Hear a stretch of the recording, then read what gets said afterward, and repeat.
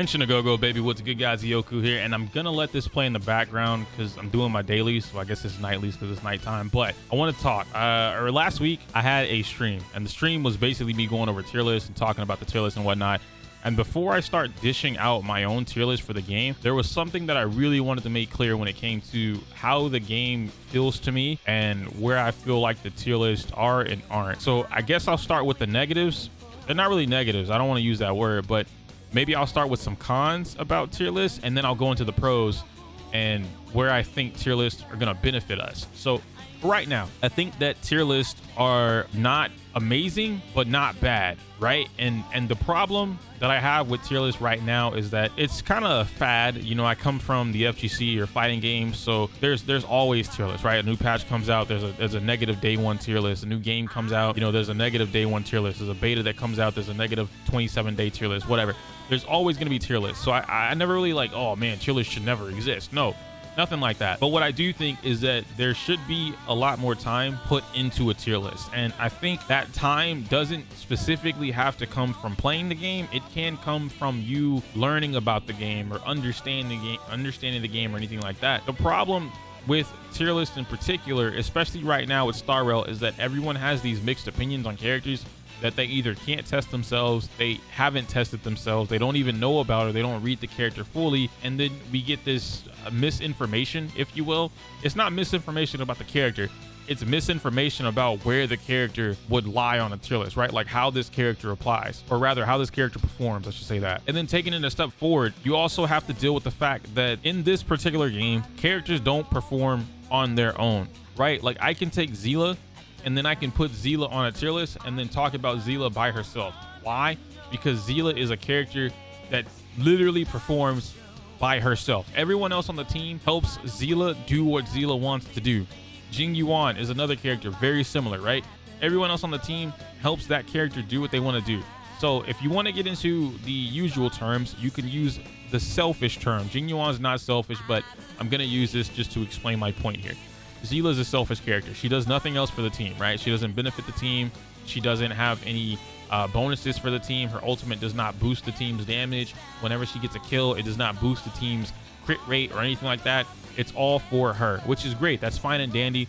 That's how you see Zila's doing 23k damage or 47k damage, anything like that, which is awesome. But then you get into some more specifics, right? Where you start to see people make these tier lists and they'll say like, I don't really think Clara is that great. I think Clara is like C tier, right? Because Clara doesn't do enough damage. And then you really sit there and you listen to it as someone who isn't able to play the game, but you're interested in Clara, right? For whatever reason. And you're like, hey, why is Clara C tier? I don't understand. And someone says, well, they don't really do damage. Oh man, like Clara was gonna be my favorite character, and it sucks to know that she doesn't really do anything. Like she's kind of ass. Well, no, time out, wait a minute. Clara does an insane amount of damage. It's how you play this character and how you form the team around this character that really dictates how this character performs. Because Clara, in a very specific case, is not the same type of character like Yang Qing, right? Because you see Yang Qing on the screen. Yang Qing does a thing. He's a part of the hunt path. He does a thing. You know he's going to do a thing. He boosts himself, and he does a shit ton of damage. His thing is speed, right? Speed, crit damage, all that kind of stuff. Clara plays the complete opposite of what we've been saying, not we as in me, but we as in the community have been going around saying, right? The term speed is king. Clara is the complete opposite of that. I explained it briefly in one of my previous videos where I brought up Trick Room from Pokemon and how the Trick Room mode in Pokemon, VGC in particular, or even singles, pretty much reverses the speed, right? So the faster Pokemon would typically go first, but in Trick Room, the slower Pokemon goes first. And so Clara's whole thing does not care about speed, right? Clara wants to go last all the time. Why? Because her counter comes into play, and Clara's whole thing is do big dick damage from this counter ability. This counter ability on top of the shield or taunt that she applies to everybody, and Savarot coming through and just punching a hole through anybody in the game, right? As we break down these characters and we talk more and more about what XYZ character does, we need to look at what do they do for what team. And that's where I believe tier lists need to start leaning towards, is less on the this character specifically is really good, I put this character in S tier. This character is really bad, I put this character in F tier. Because those characters don't perform on their own. They do something, right? Asta's whole thing is the speed controller, rather the speed boosting. the attack boosting. So you can look at that as like, oh, she's great for 1, 2, 3, 4 type of characters, which means you can place her on XYZ team. But that doesn't mean that Asta gets placed on every single team. Same thing with Well, right? Which is the opposite of Asta, because he also has speed control, but is in debuff case. You don't just slap him on every single team. You can do a majority of teams, and that's something that you could dictate, but that doesn't mean that you can do that for everything. So when it comes to Bronya, for instance, right, with her ability to give another character the second go around, right, with the command deployment or redeployment, that does nothing for someone like Clara. You guys see where I'm going with this, right? Like, if I had Bronya and Clara on the same team, what does that do for me? Let me trigger counter twice? You would think, right? No, it doesn't. It means that I can set up counter twice, but that doesn't do anything for Clara because the enemy needs to hit Clara in order for that to work. So it all comes down to team building, and that's something that I said way back whenever I first started covering Star Rail content, was that the team structure, the team building was going to be way more important than like one solo character, right? Like, oh man, this character is a must pull, it's meta. Okay, why is this character a must pull? Why is this character meta? Like, for me, I think that Silverwolf is a must pull. I know the gacha community hates that term, but just based off of what we've read and what we've been able to play with Silverwolf, I'm saying it now, and I'll say it when the game comes out, and then when her banner comes out. If they don't drastically change the way that character like functions as a kit, not the numbers, the way she functions, period. If they don't drastically change it, then she will be a must-pull character, because what she allows any team, right? I know I just got through telling you guys about very team-specific things.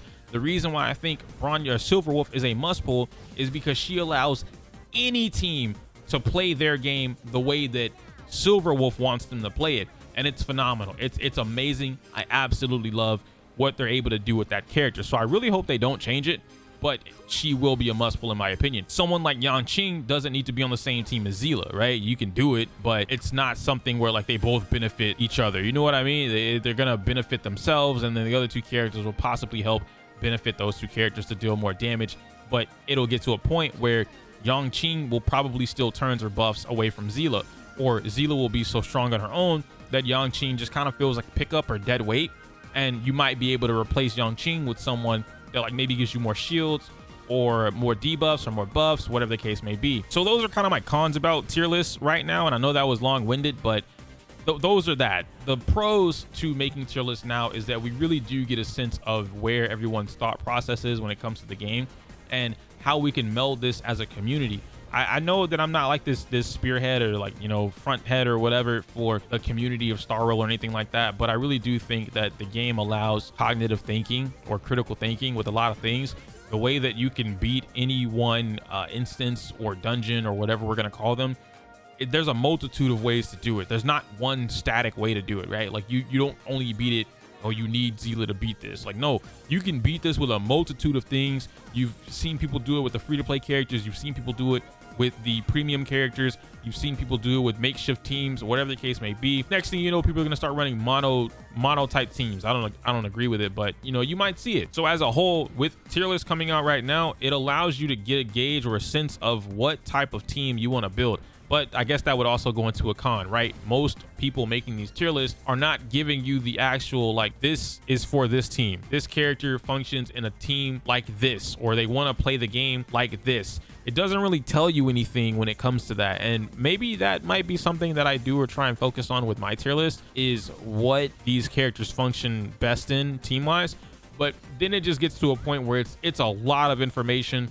It's way too much to pack into a 10-minute video, and if I'm being honest, it's something that just casually gets talked about over time, right? Like what type of teams we have, the meta comps or anything like that, which we don't have too much of them yet, but there are some that exist. Regardless, that's pretty much going to be it for what I have to talk to you guys about before I introduce my own tier list videos that are coming next week. And I really just wanted to tell you guys that, so there was like a preemptive video for that, so that you understood it. Take all tier lists with a grain of salt. There's no reason that anybody should be taking one tier list as a definitive tier list. I don't agree that you need to be a certain like rank or anything, like you need to be AR 54 or whatever to make tier lists, or, you know, have your opinion validated. That doesn't mean that, because we have the ability to try out characters from the way that the game allows us to, or borrowing our friends' characters, anything like that. And if we built a team around, for instance, Zila, and then I need to borrow a Zila because I don't have Zila because my luck is bad, well, that doesn't stop what's going on, or the functionality behind Zila, the team building aspect, your thoughts, things like that. I think sharing thoughts, sharing opinions, all that kind of stuff is really good for the community. If you want to do it in my community post or in the comments down below, shit, even in my Discord, you guys are more than welcome to join any of that stuff and start conversations. But I do like that. Whenever I see people talking about Star Rail, I love reading it. I love looking at it. I hate when people are very much shut off about those topics, because it doesn't harm anybody, right? If we're talking about tier lists, it doesn't harm anyone to say, man, it's too early for tier lists, blah, blah, blah, blah, blah. You shouldn't be making that. You should be focusing on playing the game. Maybe they have played the game. Maybe they have done a lot of research, and maybe they just want to theory craft. Theory crafting is fun as fuck. I'm just throwing that out there. Anyhow, I'm going to go watch the finale for Last of Us. By this point that you see this video, it's late. Everybody should have already seen it. Come talk to me about it in the Discord. I don't know. Comment down below. Link to the Discord is also in the pinned comment, whatever the case may be. I can't say my usual outro because it's inappropriate for YouTube. Smell you later.